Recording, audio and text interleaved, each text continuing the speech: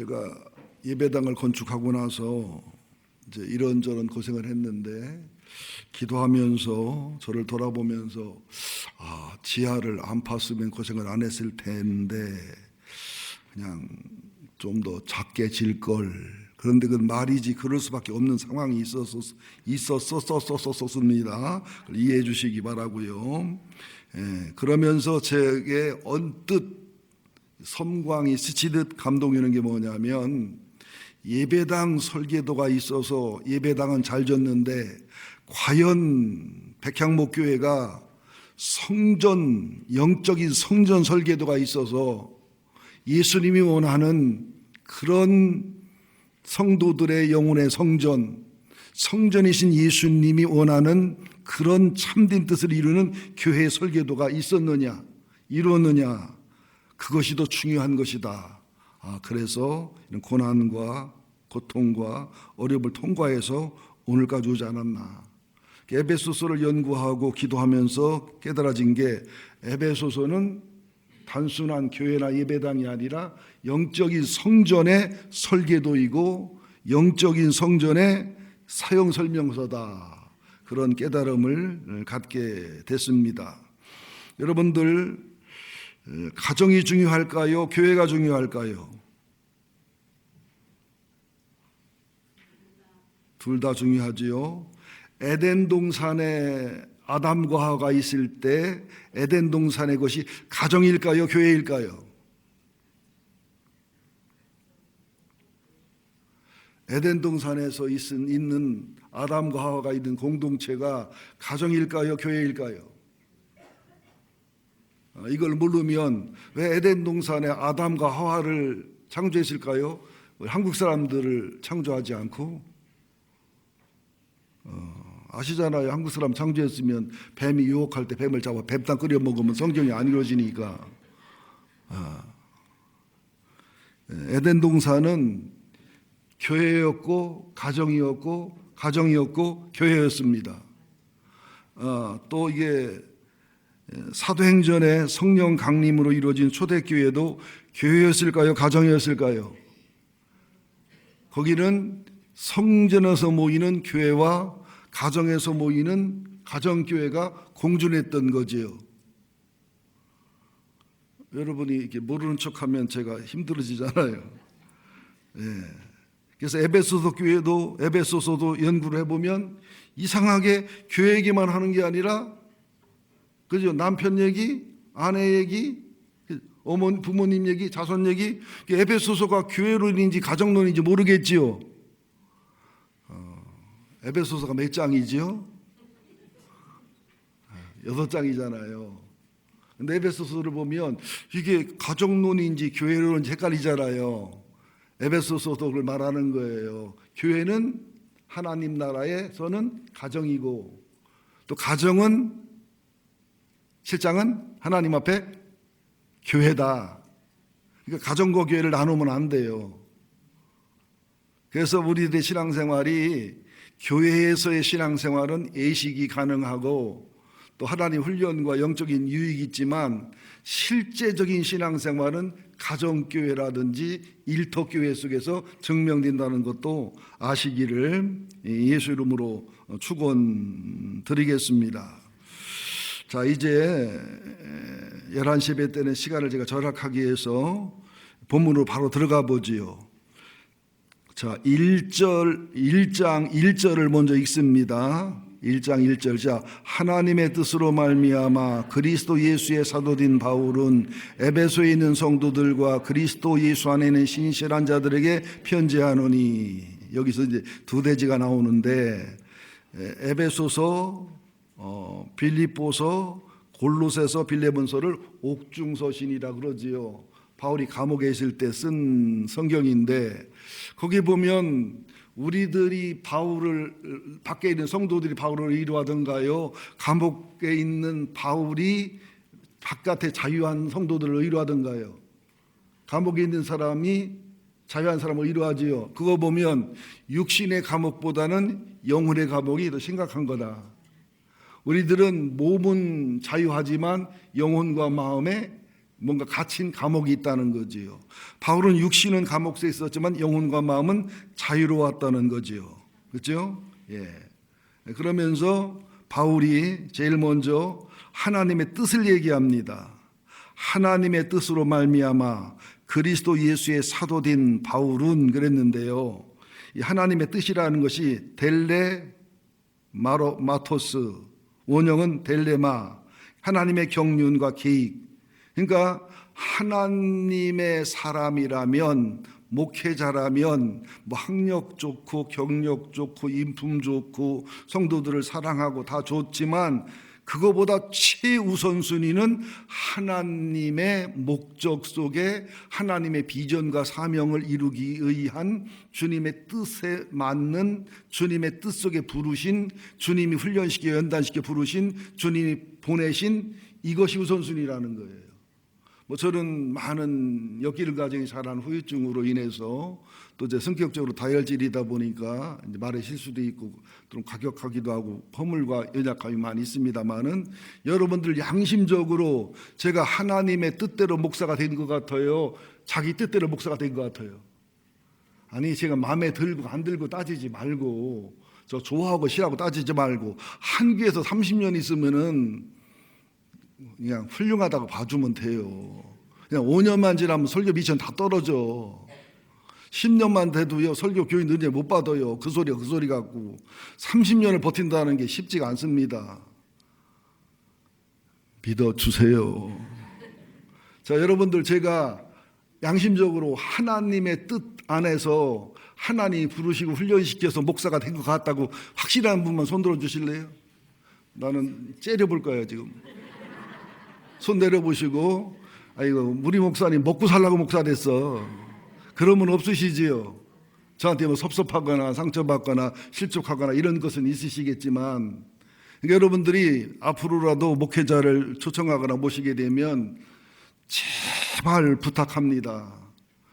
하나님의 뜻 속에 부르신 하나님의 사람인가를 보셔야 됩니다.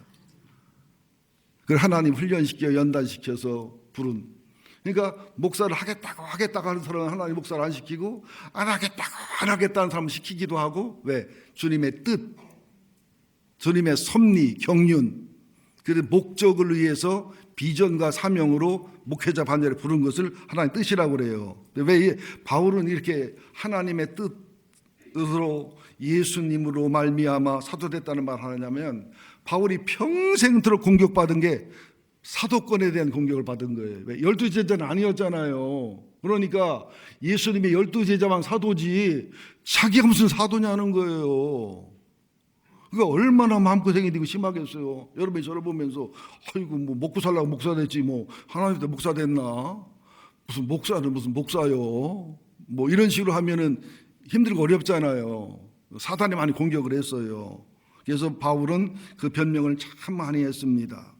그래서 사도 바울을 한번 살펴보면 사도행전 9장 1절 9절 사이에 보면 그리스도인을 핍박하기 위해서 지금 시리아 다마스코스 쪽으로 가다가 이제 하나님의 환상과 예수님의 환상을 보면서 예수님의 음성을 들으면서 꼬꾸러지지요. 그러면서 또 10절부터 19절 사이에 보면 아나니아라는 사람에게 사울이 나를 만나 눈에 이제 이게 껍볼이 생겨서 지금 방황 중에 있으니까 가서 안수하라 그러니까 아나니아가 기독교인을 잡아 죽이는 사람인데, 이 다마스코스에도 기독교인을 잡아 죽이 왔는데 나 가면 죽잖아요. 거길 왜 가라고 그래요?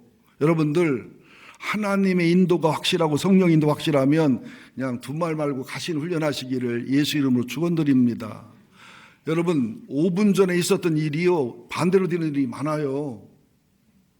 여러분, 그래 안 그래요? 어떤 사람이 축구 시합을 보다가 5분 남았는데 4대0으로 이기는 거야. 그럼 이길 확률이 몇 프로예요? TV 끄고서 주무셨어요. 아침에 일어나니까 5대4로 이겼대요.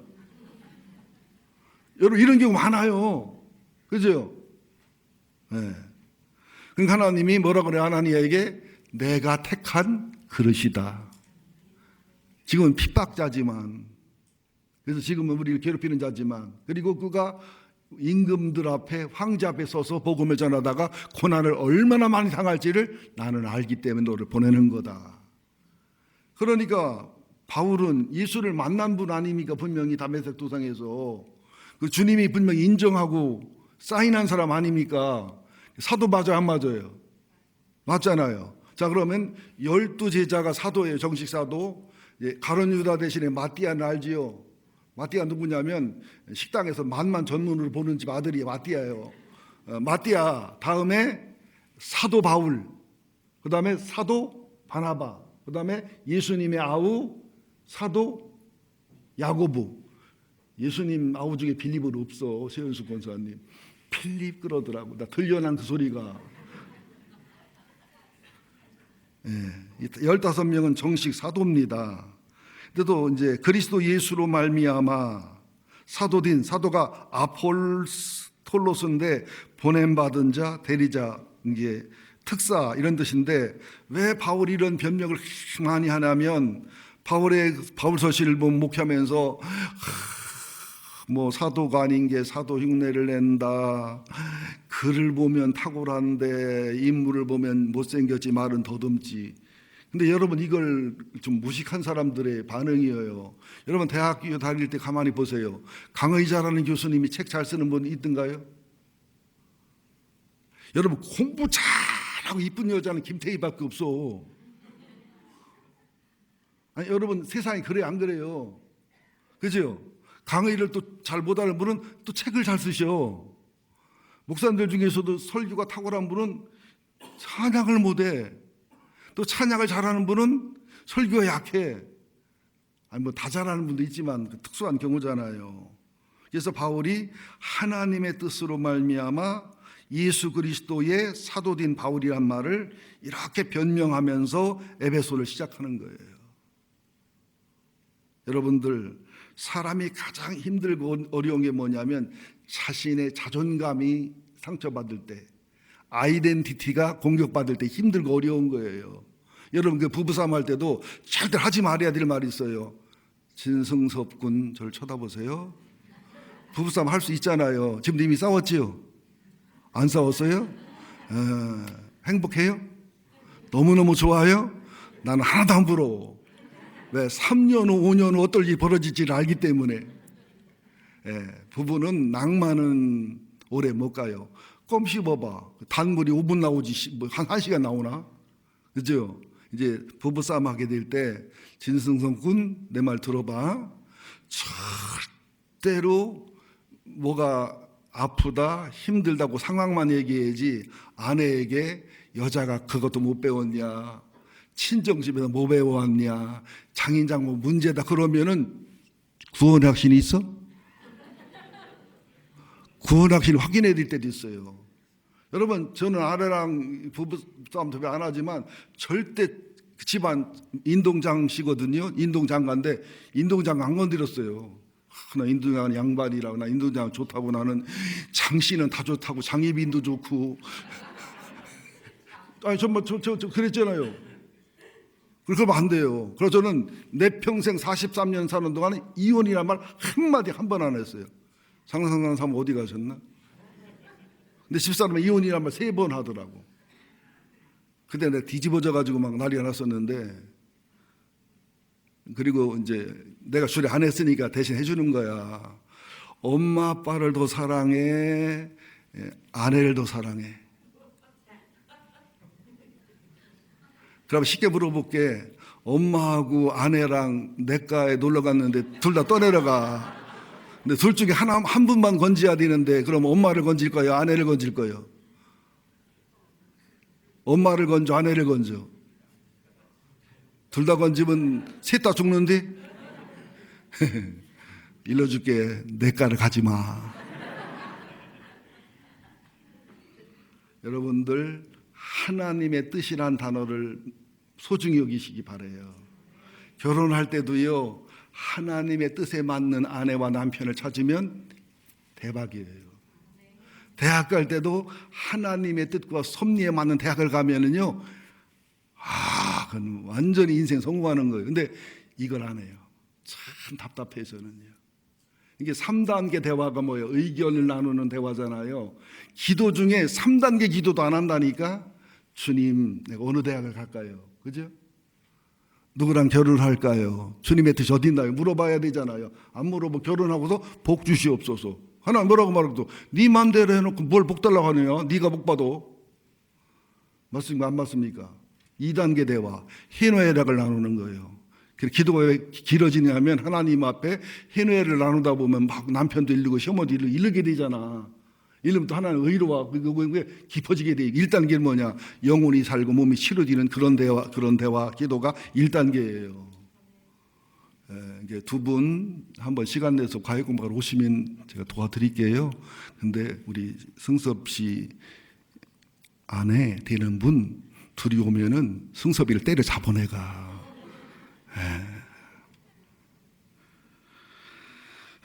주로 잊어버렸네 얘기하다가. 그래서 하나님의 뜻으로 예수님의 사도된 바울이라는 것 속에는 목회자를 선택할 때 교회를 선택할 이건 기준해야 되고, 목회자에 대한 태도를 대할 때도 그분의 뭐 인격이라든지 그분의 무슨 뭐 나를 사랑하냐 안 하냐라든지 그분의 스펙이라든지 이런 것들보다는 그분의 입에서 하나님 말씀이 나오는가, 그 말씀이 자기를 의한, 자기 성공을 위한, 자아실현을 위한 성경을 이용함인가, 아니면 정말로 자기를 내려놓고 순수한 아버지의 마음, 순수한 주님의 마음을 전달하는, 그리고 순수한 하늘의 생수를 전하는지 음료수와 술을 파는지 이걸 구분하는 지혜를 가져야 되는 거예요.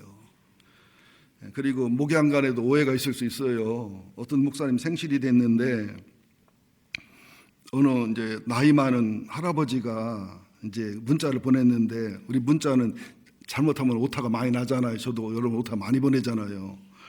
목사님 생일 축하드립니다. 여기까지 잘 갔어요. 근데 그 다음에 목사님 오래오래 사세요 한다는 게 목사님 오래오래 사네요. 목사님 오해가 되는 거예요. 그럼 나 빨리 죽으라는 얘기인가? 하나 잘못 누르면 그렇게 되잖아요.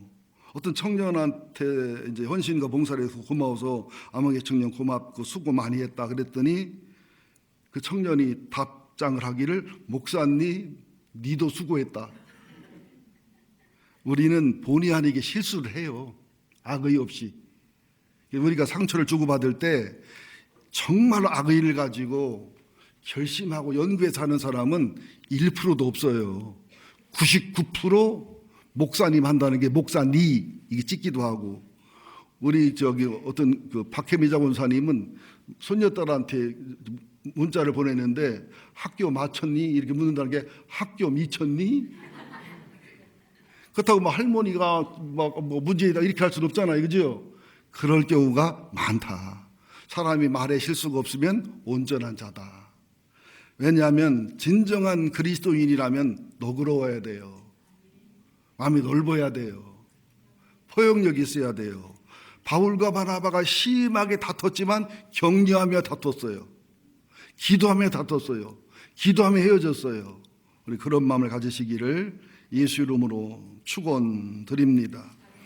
또 담임 목사를 통해서는 담임 목사의 말이 아니라 하나님의 대언의 영이라는 사실을 받아들여야 되는데요.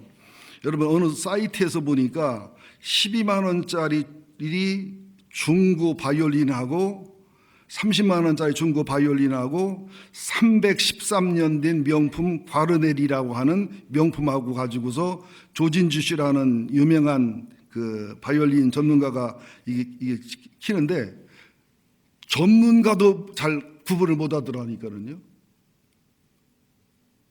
아주 미세한 음만 찾지 전문가도 못하고 보통 사람들은 몰라. 물어보니까 오히려 12만 원짜리 더 좋다고 그래. 여러분 우리가 선입관이나 고정관념이 얼마나 힘들고 어려운지 몰라요. 여러분 제발 하나님에 대해서 주의 조정에서 선입관과 고정관념을 갖지 마시고 주님의 뜻으로 예수의 사도된 바울이라는 이런 마음으로 하나님과 교회와 목회자와를 건강한 관계를 맺으시는 그런 교회 되기를 예수 이름으로 축원드립니다. 이제 두 번째 에베소 1장 이제 1절 하반절입니다. 거기 보면 에베소에 있는 성도들과 그랬죠? 중간 에베소서부터 한번 읽어봅시다. 에베소에 있는 성도들과 그리스도 예수 안에 있는 신실한 자들에게 편지하노니. 여기 굉장히 중요한 거예요. 에베소에 있는, 이것은 개교회 로컬 처치를 말하는 거고요. 그리스도 예수 안에 있는 신실한 자들은 유니버설 처치, 우주적 교회를 얘기하는 거예요. 근데 에베소에 있다는 것은, 여러분 잘 들으셔야 돼요. 에베소에 있다는 것은 에베소라는 지역의 영향을 받을 수밖에 없다는 거예요. 또 그 땅에 있다는 거예요. 그러니까 그리스도인들은 하늘나라를 소망하고 영원한 천국을 결국 가겠지만 우리는 육체를 가지고 이 땅을, 이 현실을 산다는 것을 인정하고 살아라는 거예요. 너무 영적 하는 것도 건강한 신앙이 아니에요. 어느 분이에요? 나는 돈이 필요 없다고, 난 돈에게는 관심 없다고. 그거 잘못됐어요. 돈이 왜 안 필요해요? 현실인데. 돈이 왜 중요하잖아요? 현실인데. 그러죠? 너무 신령하지 마세요. 시편 기자도 지나치게 일을 행치 말라는 말이 그 말입니다. 우리는 육체를 가진 사람들이에요. 죄인이에요. 연약해요. 여러분 솔직히 말해요. 겉으로는 웃지만 속으로 삐질 때 많아요. 적어요. 앞에서는 좋게 얘기해놓고 집에 가서 그냥 비 맞은 중간에 시부렁거릴 때 있어요, 없어요? 많아요. 우리가 좁아요, 속이. 굉장히 영혼이 연약해요. 이걸 인정하는 게 에베소에 있는, 그죠? 지역교회, 땅에 있는 교회, 육체를 가진 사람임을 인정하고 살자는 거예요. 저도 이걸 진짜 알았으면 좋은데, 그냥 저는 어려서부터 너무 신령한 걸 배워가지고, 신령한 그 훌륭한 목사 밑에서 막 7, 80명이 모이는, 100여 명이 모이는 그 그룹에 공부하고, 신학교 그런 분위기여가지고, 저는 너무 신령해가지고, TV 보면 지옥 가는 줄 알았어요. 진짜 지옥 가는 줄 알았다니까? 그 TV 사는 목사들은 사람도 아닌 줄 알았다니까, 제가. 그래서 제가 70년대, 80년대, 90년대 가수를 몰라. TV를 안 봐가지고. 단절돼 있어요. 자, 그러면서 이제 교회를 설명해야 되는데, 해보니까 여러분이 그냥 이해도 못하고 알아듣지도 못해서 안 할래. 히브리어, 헬라어 설명하는데 그냥 쉽게만, 신약 성경에서는 에클레시아, 하나님의 부르심을 받은 사람들, 수나고게 다 함께 모여있는 하나님의 무리들, 백성의 무리들, 이런 뜻인데요. 실제로 교회라는 명칭은 에클레시아라서 왔다기보다 키리아케, 주님께 속했다는 뜻으로부터 교회가 나왔다는 것을 아셔야 됩니다. 부름받은 사람의 모임보다는 주님께 속한 사람이 더 교회로서 중요시 여겼다. 그래서 교회를 그냥 간단하게 그냥 몇 가지 불러줄게요. 신구약을 통해 보면 하나님의 백성들, 하나님의 종들, 예수가 머리가 되신 예수의 몸의 지체들, 성령의 전, 천국의 대사관, 진리의 기둥과 터, 신앙으로서 믿음 안에 신랑 예수와 신부교회의 교제, 영원한 하늘나라, 이런 뜻이 교회라는 의미가 포함이 되어 있다. 근데 하나도 몰라도 괜찮아요. 자, 그러면서 여러분들 그 침례교회의 정체성을 이해를 해야 되는데, 여러분 교단이 침례교회 속했으니까 참조로 말씀드릴게요. 천주교에서 성공회가 나왔다. 성공회가 어딘지 알지요? 영국 국교회가 성공회인데 헨리 8세가 결혼하기 위해서 이혼을 교회는 허락하지 않으니까 자기 마음대로 그냥 성공회를 만들어서 이혼하고 자기 마음대로 하는 성공이기 때문에 말만 성공이고 개신기에 어울리지만 천주교랑 똑같아요. 거의요. 참조를 아셔야 됩니다. 그리고 루터교는 천주교에서 나오긴 나왔는데 루터가 개혁할 마음이 없었어요. 종교개혁할 마음이 없었어요. 띠밀려 한 거예요. 천주교에서 반쯤 나왔다고 보면 돼요. 그리고 개혁교회, 장로교회나 감리교회는 거기서 또 반쯤 나왔다고 하면 좋아요. 근데 침례교회는 쏙 빠져나왔어요. 저는 장로교 통합측 목사입니다. 침례기 목사라 침례기 편드는 게 아니고, 저는 침례교회라는 것을 살아가는 것은 교단 때문에 얘기하는 게 아니라 성경적이기도 하고, 잘 들으셔야 되면 좀 어려운 얘기예요. 신학이라는 게 뭐냐면 성경은 히브리 사고예요. 하나님이 계시다, 복음이 진리다, 이렇게 해야지 설명을 안 해요. 그런데 신학은 플라톤의 철학과 아리스토텔레스의 철학을 빌려서 히브리 사고를 헬라 사고화해서 학문으로 가르치고 이단을 방지하는 게 헬라 사고예요.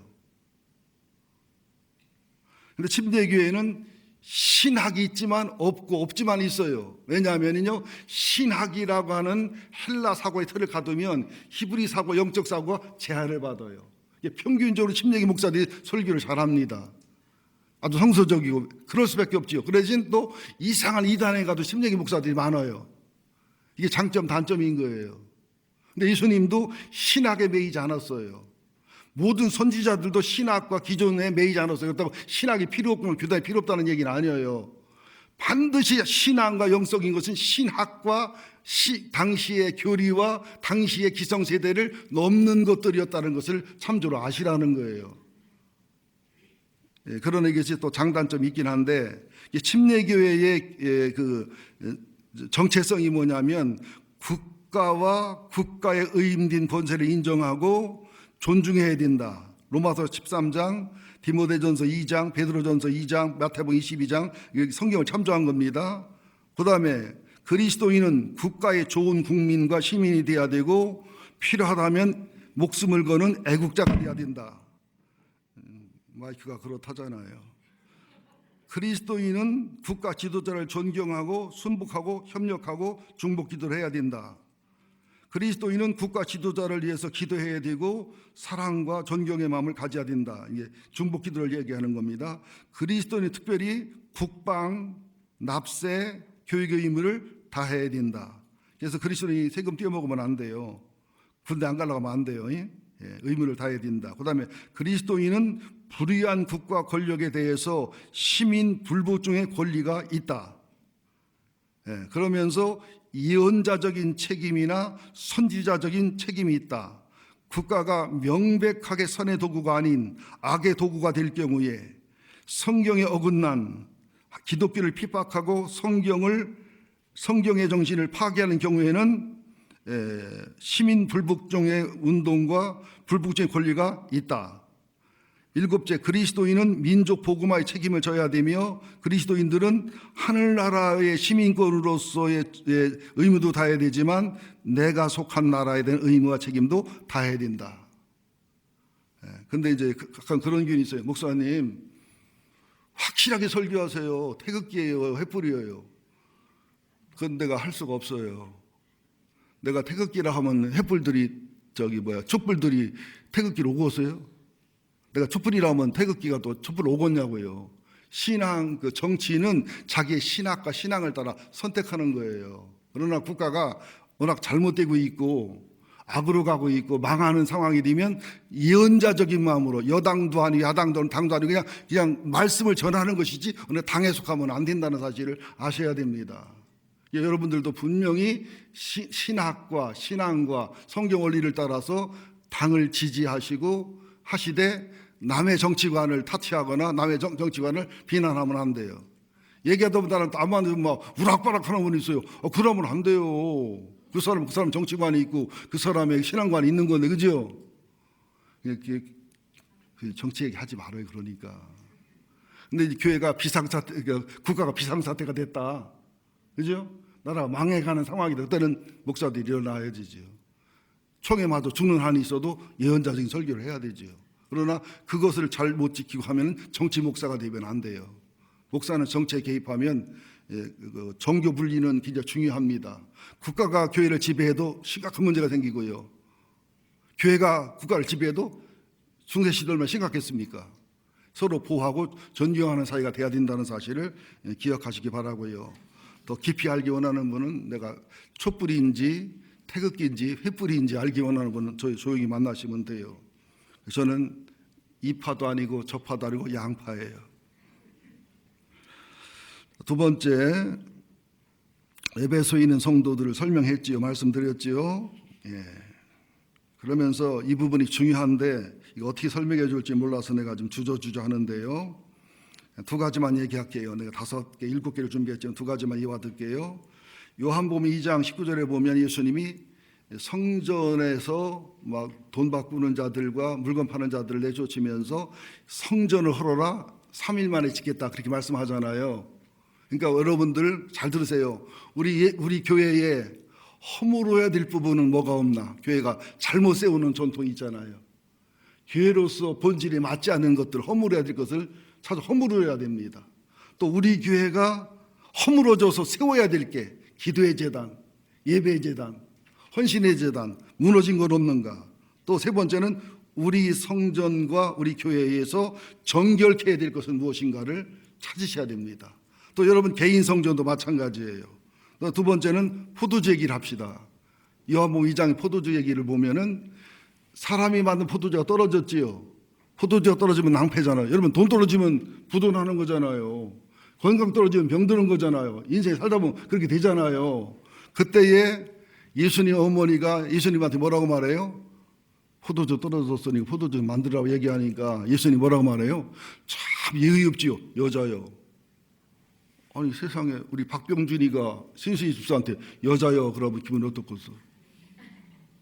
근데 희내 그것은 극존칭이기도 하고요. 여자야라는 말을 쓴 것은 내가 어머니 말 듣고 하는 게 아니라 하나님 아들로서 공생에 시작한다 이런 뜻으로 아셔야 됩니다. 그러면서 예수님 포도주를 만들었을 때 순종하고 복종한 하인들은 하는데 해당장은 모르잖아요. 신앙도 마찬가지예요. 목사라고 주님 잘하는 거 아니고 장로라고 잘하는 건 아니에요. 주님을 사랑하고 말씀을 순종하고 순수한 영혼을 가지고 산 사람이라야 주님을 제대로 바르게 아는 거예요. 그런데 예수님이 만든 포도주를 어디서 만들었나 모르지만 훨씬 더 맛있었다고 그랬지요. 여러분 잘 들으셔야 돼요. 이 세상 포도주는요 언젠가 떨어져요. 남편이 사랑해 준다는데 이거 평생 가든가 몇 달 몇 년 가든가. 여러분 돈 벌으면 남아요. 계속 돈이 없어져요. 그게 맞벌이 하잖아. 돈이 줄으니까. 이 세상 포도주는 다 그런 거예요. 그러니까 교회라는 데는 사람이 맞는 포도주를 주는 교회가 되면 안 돼요. 주님이 맞는 포도주를 주는 교회가 돼야 되는 거예요. 그리고 목회자는 하늘의 생수, 하늘의 빵을 먹여야지. 예? 음료수 팔고 술 팔고 마약 팔으면 안 돼요. 또 지푸라기 장사해도 안 돼요. 수준 높으니까 아시잖아요. 더 말하면은 또 이게 전국으로 전 세계로 방송이 나가기 때문에 요새는 무서워요. 큰교 목사님 말 한번 실수했다가 죽는 줄 알았대. 내 친구 목사는 교인이 몇만 명인데 설교하다가 자기도 모르게 했대. 천방지축. 몰라? 천방지축 무슨 말인가? 천시, 방시, 지시를 이렇게 얕게 보는 말이 천방지축이란 말이에요. 그랬더니 설교 끝나자마자 전화가 오는데 천시가 어땠어요? 천시가 당신 돈 빌려가고 떼어먹었나? 방시가 어때? 천방지축 5시한테 전화가 온다는데 아이고 나는 내가 남 얘기했지 내가 얘기 안 했어요. 그래서 저는 이제 충청도 태어난 게 얼마나 감사한지 몰라. 자, 뭐 한 5개 정도 되는데 요만큼만 얘기해서 우리 교회가 과연 뭘 허물어야 되고 뭘 세워야 되고 뭘 정결해야 되는가. 우리 교회가 과연 사람의 포도주가 나오는 교회냐 주님의 포도주가 나오는 교회냐. 이게 설교도 목사님이 이론상 꾸며서 만드는 설교냐 하나님께 받아서 성령을 따라 주님의 마음으로 전달하는 설교냐를 보시라는 거예요. 난 모르겠는데요. 그럼 모르는 대로 사셔야죠. 그래서 여러분 실력이에요. 여러분이 목숨 걸 만큼 중요한 부분입니다. 이제 마지막입니다. 웬일이야 12시 5분인데 마지막이라고 그러고 마지막에 얼마 갈지 모르니까 그것도 2절 시작. 하나님 우리 아버지와 주 예수 그리스도로부터 은혜와 평강이 너에게 있을지어다. 바울 서신을 보면 그 은혜와 평강 얘기 나오는데요. 한번 저 따라해 주시면 고맙겠습니다. 오시다가 입을 말 못하는 바꿔 온 사람 빼놓고는 따라하세요. 기독교의 시작은 은혜고 성숙과 마무리는 평강이다. 우리가 성도가 돼가지고 은혜가 없다. 심각한 거죠. 평강이 없다. 심각한 거죠. 근데 은혜란 말이 카리스인데 아주 쉽게 설명할게요. 은혜가 뭐냐면 받을 수 있는 자격이 없는데 도저히 자격 정도가 아니라 근접할 수도 없는 나를 사랑하기 때문에 받은 선물이 은혜예요. 하나님이 사람 되신 거, 죽으신 거, 구원하신 거 은혜예요. 은혜는 뭐냐? 받은 선물인데 갚을 수가 없는 게 은혜예요. 이 은혜를 알면 사람이 기뻐지고 행복해지고 줄거지게 돼 있다는 사실을 꼭 기억하시길 바랍니다. 은혜를 카리스라고 그래요. 여러분, 배너라는 영화 안 보신 분 손 들어보세요. 배너라는 영화 안 보신 분. 벤허 다 보셨지요? 아니, 성탄절날 몇 번씩 틀어주잖아 그거는. 배너, 거기 보면 주인공이 찰턴 헤스턴이 나오는데 친구랑 갈등 속에 억울하게 노예선에 뭐죠? 분함에서 그죠? 노예처럼 젓는 일을 하다가 그 장군이랄까 호민관이랄까 귀족 그 장군을 구하지요. 전투에 진 줄 알았는데 장군 배가 불타서 한 것이지 전투는 이겼잖아요. 자살하라는 것을 막고 살려내니까 그 장군이 귀족이 호민관인 귀족이 배너를 양자 삼아버리지요. 여러분, 로마 시대 양자라는 것은요 친아들하고 똑같은 권한이 있어요. 아주 100% 똑같습니다. 완전히 귀족이 돼버리잖아요. 이게 은혜예요. 은혜. 여러분, 은혜를 경험해 보신 적 있어요? 자격이 없는데 이쁘다는 이유로 미국의 유명한 여자 배우가 아프리카에 가가지고 시커먼 연탄 공장집 아들 몇 명을 아이고 묻자고 했는데 말 잘못했다. 피부가 검은 사람이라고 그러면 됐지 왜 연탄 공장집 아들이라고 말을 해. 제가 회개합니다. 말을 실수했습니다. 예, 그런 애들을 입양해서 보스턴과 뉴욕에서 인류대학을 보냈어요. 그게 뭐예요? 은혜예요. 주님과 나 사이에는 은혜의 체험이 있냐 없냐를 보면요 얼굴 표정을 보면 알아. 마음 쓰는 거 보면 알아. 은혜를 받은 사람은요, 은혜를 누리는 사람들은요 너그러워요. 얼굴이 환해요. 그리고 아멘을 잘해요. 설교 끝나면 은혜 받았다고 그러고 정말 달라요. 태도가. 은혜가 없는 사람은 얼굴이 메말라 있어요. 그리고 은혜가 메마른 사람 얼굴이 무서운 얼굴이요. 강시 얼굴 같아. 여러분, 정말입니다. 은혜. 근데 이 은혜가 그 사람을 지배하면 영혼에 평강이 임하면서 이상하게도 질병이나 어려움이 왔을 때 사람이 요동받잖아요. 격동받잖아요. 그게 없어져요. 그러니까 여러분들, 사도 바울이 꼭 바울서 쓸 때마다 은혜와 평강을 얘기하는 것은 비밀이에요. 평강은 에이레네거든요. 히브리어로 샬롬이에요. 과연 나는 은혜로 시작해서 은혜를 누리다가 평강 속에 있느냐? 나는 목사님 통장에 1억이 들어오면 은혜가 되던데요? 그럼 1억이 없어져 봐. 은혜는 바로 깨지지. 그죠? 잘 들으세요. 요한복음 4장에 보면 수가성 여인이 신랑을 5번 얻었다가 6번째는 그죠? 신랑도 아니고 아닌 것도 아니고 긴 것도 아니고 기둥서방을 얻었다 7번 예수님 만나잖아요. 무슨 말이냐? 세상의 돈이나 세상의 남편이나 세상의 학력이나 사람마다 하나님 자리에 두는 것들이 있어요. 그런 것들로 온 은혜와 평강은요 없어질 때 100개의 은혜와 평강이 있어 없어지면 10,000개, 10만 개의 은혜와 평강이 깨지게 되어 있습니다. 여러분, 돈이 1억이 생길 때 기쁨인데 1억을 사기 맞으면 1억이 생길 때 기쁨만큼만 없어져요. 100배, 1000배 강력한 아픔과 상처가 돼요. 이게 세상살이라는 걸 아셔야 돼요. 그래서 우리는 반드시 하나님께로부터 예수님께로부터 오는 은혜와 평강을 누리는 신앙을 가져야 된다는 사실을 기억하시기를 예수 이름으로 축원드립니다. 예, 그러니까 나는 지금 은혜와 평강이냐? 재미난 얘기 하나 해줄게요. 쳐다보세요. 이제 끝날 때 되니까 이제 지루한 분이 있네. 현대인들이 보니까 그 붕어는 0.2초를 주목을 하는데 사람은 12초 주목한대. 그리고 최고 수양된 사람은 4분까지 주목을 하는데 주목하는 시간이 길수록 수양된 사람이라고 그러더라고요. 여러분, 중고등학교들 보세요. 1분 주목 못합니다. 여러분들 잘 들으세요. 예배와 기도에 승리하고 하나님과 예배와 기도가 온전해지는 학생들은요 뇌구조가 달라져 버려요. 공부 1등, 2등 하는 거 쉬워요.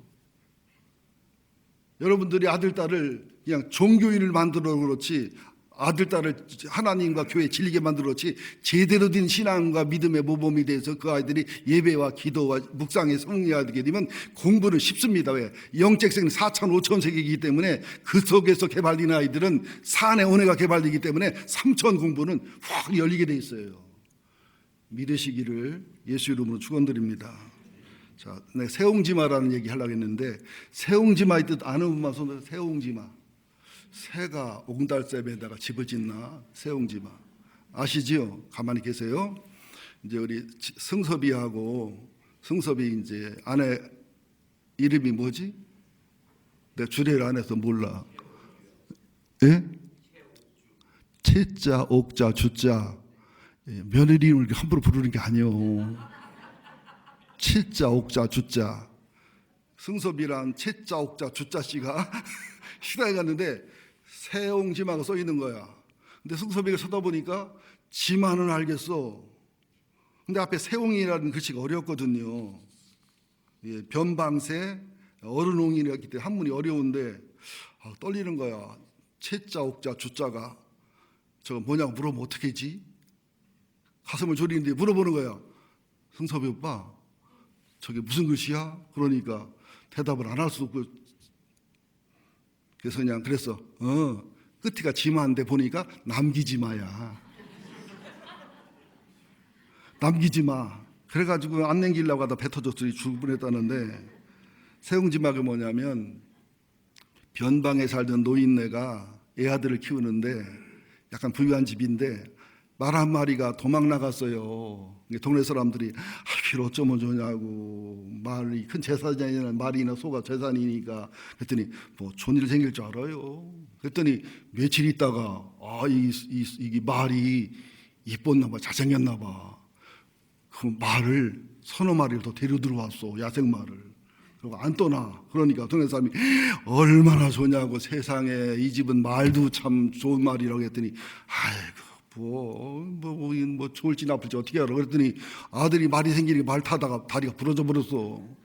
그러니까 아이고 주인님, 어르신 아들을 발 부러져 어떡하냐고, 어쩌면 좋냐. 그랬더니 부러진 거지 뭐 좋은 일이 될지 어떻게 알아. 몇 달 지났는데 오랑캐가 쳐들어왔어요. 모든 남사 장정들이 군대에 착취돼 갔는데 얘는 다리 심하게 저으니까 군대를 안 가서 살았어. 이쁜 여자랑 골라서 살았대. 이게 새옹지마예요. 새옹지마라는 그 사자성어는요, 전화의복하고 호사다마랑 연결이 되는 거예요. 이게 인생살이가 뭐가 돼서 이게 잘 되면 전화의복이고, 좋은 것 같은데 나쁜 일이 요즘 호사다마가 되는 거예요. 무슨 말이에요? 일희일비하지 말란 말이죠. 잘된 것이 나쁜 것이 될 수 있고, 나쁜 것이 좋은 것이 될 수도 있고. 저도 첫사랑하고 결혼 못한 게 몇 년 마음 아팠다니까요. 근데 제가 첫사랑 결혼해서 목회 못하고 지금 행복하지 못해요. 아내는 지금 내 스타일이에요. 여러분도 상처받지 마시고요. 왜 아내가 괜찮다는데 왜 그래? 여러분들 대학도 마찬가지요. 내가 좋아하는 대학 갔다고 좋은 게 아니에요. 주님이 인도한 대학을 간 게 잘한 거예요.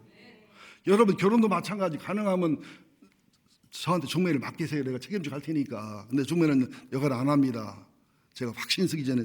제가 중매해서 결혼한 경우는 이혼 하나도 안 했어요. 다 잘 살아요. 왜냐하면 중매는 목숨 걸고 하니까 제가 정말. 예. 왜냐? 조건을 따라 선택하고 애정을 따라 선택하면 그때는 좋지만 그게 책임은 안 집니다. 성령을 따라, 하나님의 뜻을 따라, 믿음의 원리를 따라. 우리 아들, 딸도 뭐라고 후회하는 줄 알아요? 중매 결혼할 걸. 그래서 비겁한 놈들아 그만하지 마. 이왕 만난 거 참고 살아. 예. 이제 시간이 많이 가서 마지막 마무리를 하려고 하는데요. 예, 찬송가 413장에 보면 내 평생에 가는 길이라는 찬송가가 있는데요. 홀레시오 스탠포드라는 분이 시카고의 송가 변호사였는데 대학교 교수고 의과대학 교수고 그랬는데 그분이 그 시카고 대화재 때 1871년 때 재산을 다 태워버렸습니다. 그리고 아마 피부 질환으로 하나밖에 없는 아들을 잃었어요. 그리고 딸만 넷 남고 아내가 있는데 이제 의료 받으려고 영국으로 이제 여행을 떠나는 날 경교롭게 일이 생겨서 아내랑 딸들만 보내고 이 스페포드 교수는 박사는 못 갔습니다. 근데 얼마 후에 이 배가 군함하고 정면 충돌해서 딸 넷이 다 죽고 아내만 살았어요. 얼마나 슬픈 일입니까? 신앙인이지만. 그래서 배를 타고 가다가 선장과 대화하는데 선장이 여기가 바로 따님들이 돌아가신 곳이라고 하니까 여러분 말이 그렇지요. 딸이 수장됐다고 생각하면 시체도 못 건졌잖아요. 너무 슬프고 아파서 통곡이 나와서 그 정신이 잃을 만큼 울고 몸부림을 치니까 사람들이 막 자살할까 봐, 심장마비 올까 봐 막 두려워하는 상황인데, 기도를 하고 간과하다 보니 성령이 감동해가지고 엄청난 영감이 떠오르면서 지은 시가 뭐냐면 찬송가 413장 내 평생에 가는 길 순탄하여 늘 잔잔한 강 같든지 큰 풍파로 무섭거렸든지 나의 영혼은 늘 편하다. 내 영혼 편하네, 내 영혼 편하네. 이게 그때 나온 시를 친구인 필립 블리스에게 말해가지고 곡을 붙인 게 찬송가 413장, 통일찬송 470장 내 평생 가는 길입니다. 제가 마지막 이 말을 왜 하느냐 하면, 우리가 교회를 다녀도 예수를 믿어도 세상 풍파에 자유 못합니다. 그 목사님들 그 설교는 사기치는 거예요. 예수 믿으면 감기도 안 걸리고 자기 아들은 감기 왜 걸려? 그건 거짓말이에요. 그건 사기치는 거예요. 안 그래요. 예수를 믿고 하나님 믿고 아무리 신령하고 진정한 삶을 살아도 안 당해도 될 고난이라든지 성숙한 삶이기 때문에 보호받는 게 있지만 현실의 고난과 그는 절대 자유할 수가 없어요. 이 말 믿으시기 바랍니다. 그 대신 이길 수 있는 힘이 나와요. 그것을 극복할 수 있는 은혜가 있어요. 그리고 합력의 선을 이루는 평강이 있어요. 그리고 실제로 그것이 요셉이 노예로 갔지만 하나님이 함께해서 형통했고, 감옥에 갔지만 형통한 것처럼 하나님이 함께해서 하나님 목적과 이룬 과정 속에 있다면 어떤 노예와 어떤 감옥과 어떤 억울함 속에서도 형통으로 이어지는 거예요. 야곱이 축복받고서 광야에 홀로 누워 있었지만 하나님의 사다리가 있었잖아요. 천사 오르락내리락 하잖아요. 환경이 힘들고 어려워도 하나님과 열려있고 하나님 목적과 비전 속에 가는 길은 형통의 길입니다. 그래서 형통한 것은 진짜 형통이고 진짜 성공이라는 사실을 아셔서 여러분들 절대로 환난 없게 기도하지 마세요. 소용없는 소리 하지 말아요. 그런 기도하지 말아요. 주기도문에도 환난이 없게 해달라고 그렇게 했어요. 일용할 양식을 달라고 했고 악에 빠지지 말라고 했지 환난 없게 해달라고 기도 안 했어요. 해봐서 소용없어요. 하나님 마귀를 몽땅 없애주시옵소서. 하나님 날 데려가지 마귀를 안 없애. 왜? 마귀는 할 일이 아직도 있기 때문에. 여러분 파리목이 왜 있나 궁금하지요? F키를 당해서 먹고 살라고. 여러분 모든 악한 것이나 모든 일이나 하늘나라 가야 돼. 이해가 됩니다. 마지막 결론 내리겠습니다. 우리는 교회를 다니는 것은 하나님께 복받은 사람들입니다. 그리고 내가 보이는 로컬 처치와 안 보이는 유니버설 처치에 속해 있으면서 성도로서의 세울 것과 허물 것과 깨끗할 것을 이루어가면서 은혜와 평강의 사람이 되면서 살아가면 세상 풍파와 어려움을 벗어나고 자유할 수는 없지만 이길 수 있는 힘, 합력의 선이 되는 힘, 영적 성장이 이루어지는 힘, 하늘나라 보상을 이루어지는 힘, 의디한 역사와 능력의 권능들, 간증들이 나타나서 힘들고 어려워도 스릴과 서스펜스 넘치는 영화와 연극을 만들어가는 작품의 사람이 되고 명품의 사람이 되는 줄로 믿습니다.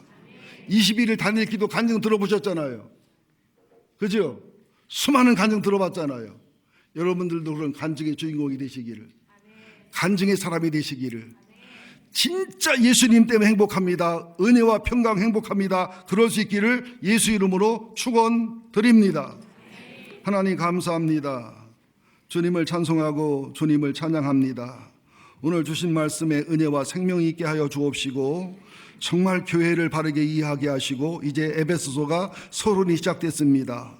에베소 속에 있는 성전 설계도, 성전 사용 설명서, 가정 설명서, 가정 설계도를 깨닫고 이루며 멋진 인생, 아름다운 인생, 성경 원리에 맞는 승리자 인생, 명품 인생, 작품 인생으로 살게 하여 주옵소서. 예수님의 이름으로 기도합니다. 아멘.